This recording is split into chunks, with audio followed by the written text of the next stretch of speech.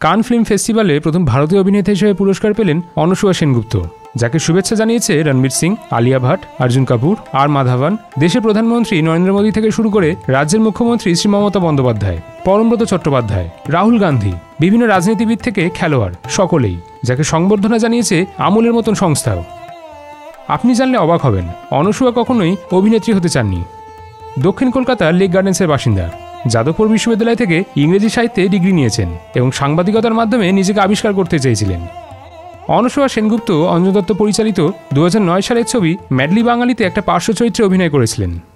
2013 সালে তিনি মুম্বাইতে চলে যান। তার আগে কিছু সময়ের জন্য থিয়েটারে অভিনয় করেছিলেন, সেখানে তিনি প্রোডাকশন ডিজাইনার হিসেবেও কাজ করেছিলেন।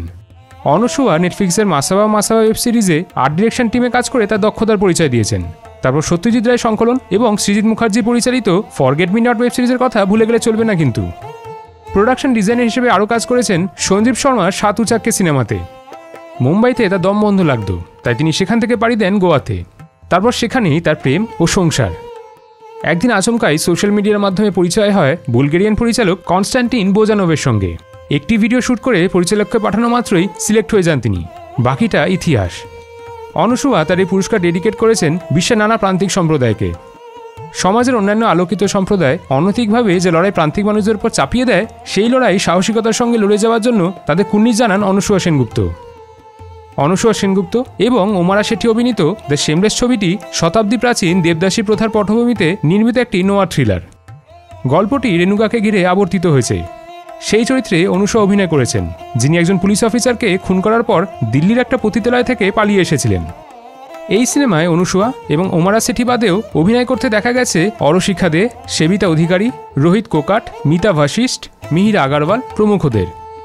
ছবিটি নেপালে 2 মাস এবং মুম্বাইতে 1 রাতের জন্য শুটিংও হয়েছিল। এই ছবিটি অনসুয়াকে কান 2024-এর আনসার্টেন রিগার্ড বিভাগে সেরা অভিনেত্রীর পুরস্কার দিয়েছে, কিন্তু এই ছবিটি এখনও ভারতে মুক্তি পায়নি। তবে অনসুয়ার ইচ্ছা এই সিনেমাটি যাতে খুব শীঘ্রই কলকাতায় মুক্তি পায়, কারণ তিনি মনে করেন এই সিনেমা দেখলে অনেকের ঘুম উড়ে যাবে। আমাদের গোটা লাফালাফি টিমের পক্ষ থেকে থাকলো অনেক শুভেচ্ছা এবং অভিনন্দন। অনসুয়ার কাছ থেকে আমরা আরও নানা উপহার পাওয়ার জন্য অপেক্ষা করে থাকব। আর আপনাদের মধ্যে কেউ যদি সিনেমাটি এর আগে দেখে থাকেন, তাহলে সেই অভিজ্ঞতার কথা জানাতে ভুলবেন না কিন্তু কমেন্ট করে। নানা বিষয়ের উপর ভিডিও দেখতে হলে এই পেজটি ফলো করুন।